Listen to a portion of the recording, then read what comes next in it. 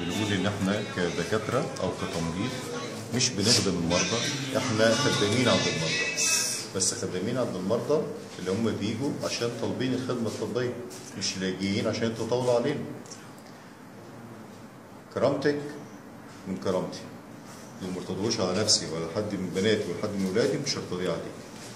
الدكتور ربيع لا هي بيسألها كمدير المستشفى ما قصرش معاك، واحنا في ظهرك يا بنتي، احنا في ظهرك. ليه؟ لان انت هنا طالعه من بيتك، طالعه من بيت ابوك، تيجي تشتغلي هنا، جايه تشتغلي هنا في حمى ربنا وفي حمانا.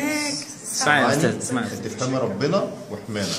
وبنات الناس لما بيجوا بيشتغلوا طالعين بيوتهم لازم نحافظ على كرامتهم. طبعا. زي احنا ما نرتضيش ان اي حد مننا يتجاوز مع اي حد من المرضى، ما نرتضيش ان اي حد من المرضى يتجاوز مع اي حد مننا.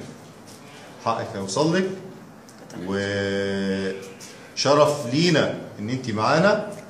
وانا بالنيابه عن كل العاملين في مديريه الصحه نعتذر لك عن اي شيء، وحقك ده عندنا وهنجيبه لك لحد عندك. انا جاي لك النهارده عشان اعتذر لك عن اي حاجه تكون مستك.